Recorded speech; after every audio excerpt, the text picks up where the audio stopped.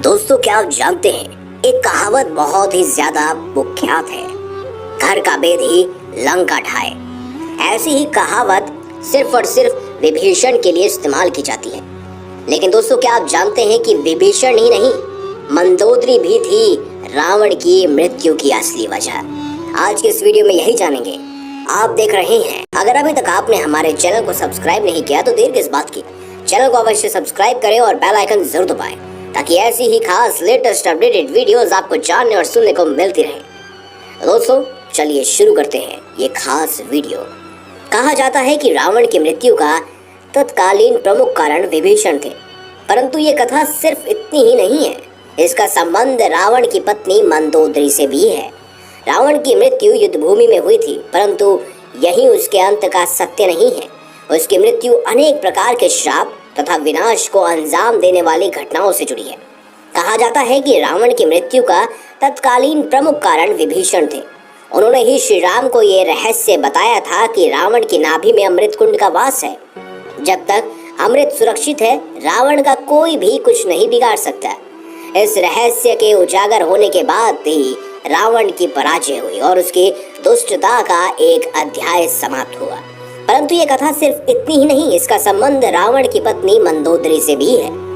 उसने ही वह रहस्य बताया था जो बाद में रावण की मृत्यु का कारण बना। ये कथा प्रारंभ होती है एक वरदान से। एक बार रावण, कुंभकर्ण और विभीषण ने ब्रह्मा जी की कठोर तपस्या की। तब से ब्रह्मा जी प्रसन्न हुए और उन्होंने वरदान मांगने के लिए कहा। रावण ने वरदान में अमरता मांगा। ब्रह्मा जी विवश थे। वो बोले, किसी भी प्राणी को अमरता का वरदान नहीं दिया जा सकता, कोई और वरदान मांग लो। परंतु रावण अपने हट पर अड़िग रहा। तब ब्रह्मा जी ने उसे एक विशेष प्रकार का तीर दिया और बोले, तुम सिर्फ इसी तीर के प्रहार से मृत्यु के मुख में जा सकते हो, इसके अलावा किसी भी शस्त्र से तुम्हारी मृत्यु नहीं होगी। रावण प्रसन्न मन से घर आ गया। उसने गुप्त रीति रिवाज से वह तीर अपने सिंहासन के पीछे एक खंबे में छिपा दिया। जब राम रावण का युद्ध हुआ तो विभीषण ने यह रहस्य उजागर किया कि उस खास किस्म के तीर से ही रावण का वध किया जा सकता है। परंतु वे जानते नहीं थे कि वह उक्त तीर कहाँ है। यह रहस्य जानने की जिम्मेदारी हनुमान जी को सौंपी गई। वो एक ज्योतिषी का वेश धारण कर लंका गए और लोगों को भविष्य बताने लगे।